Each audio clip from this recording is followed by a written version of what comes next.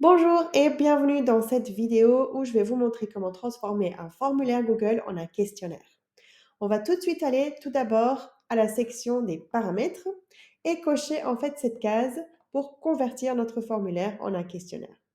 Vous avez d'autres paramètres qui vont apparaître du coup dès que vous cochez cette case que nous allons parcourir ensemble. Tout d'abord, il s'agit de la publication des notes. Est-ce que vous voulez publier les notes immédiatement après chaque envoi ou bien plus tard après un examen manuel des réponses?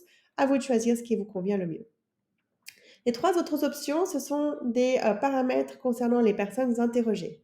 Est-ce que vous voulez publier les questions aux réponses incorrectes?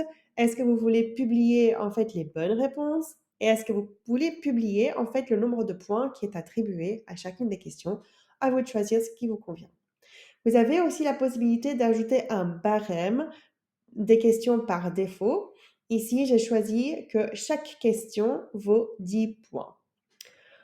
Je ne vais pas rentrer dans les détails concernant les paramètres d'un formulaire Google puisque nous avons une vidéo dédiée à cela, mais je veux quand même vous montrer les valeurs par défaut puisque lorsque nous faisons un questionnaire, c'est quand même intéressant de rendre toutes les questions obligatoires par défaut. Donc au lieu d'aller cocher la case réponse obligatoire une par une, je peux simplement cocher ceci pour que toutes les questions soient obligatoires.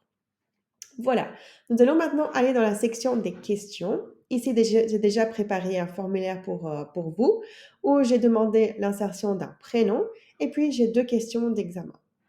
Alors, en cliquant ici en bas à gauche, je vais pouvoir ajouter deux informations. Tout d'abord, je confirme que cette question vaut 10 points.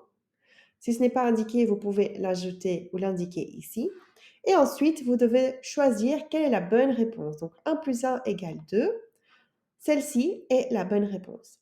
Je peux aussi ajouter un commentaire à la question pour que si jamais j'ai une mauvaise réponse, j'ai une explication, un lien ou même un lien vers une vidéo YouTube qui explique la raison du pourquoi. Si la réponse est bonne, je peux dire excellent, par exemple, pour encourager mes étudiants. D'accord? Pareil, donc pour la deuxième question que nous avons ici, donc je vais simplement le refaire avec vous. La capitale de la Belgique, c'est Bruxelles. Cela équivaut à 10 points et je peux ajouter du coup un commentaire pour une mauvaise réponse et non. Voilà. OK. Au niveau de l'insertion du prénom, il faut bien mentionner ici que ceci ne vaut pas 10 points, mais plutôt 0 points, puisque ce n'est pas vraiment une question. Et je clique sur terminer. D'accord? Voilà.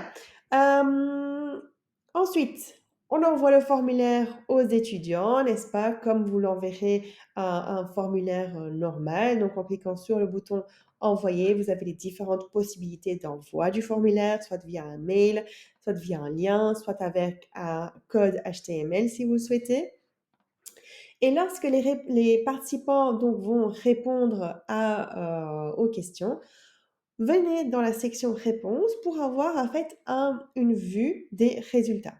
Vous avez une vue ici qui résume la moyenne. Là, pour l'instant, nous sommes sur une moyenne assez basse, 8 points sur 20. Nous avons la médiane et vous avez également une plage de points.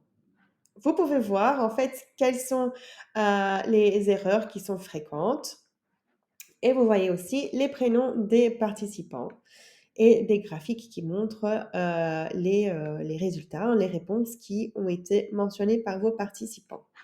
Vous avez la possibilité de voir questions une par une et voir aussi les réponses une par une de manière individuelle juste ici. D'accord? Alors, évidemment, cette vue qui est très résumée des résultats est intéressante, mais parfois, on a quand même envie d'aller se plonger dans les données.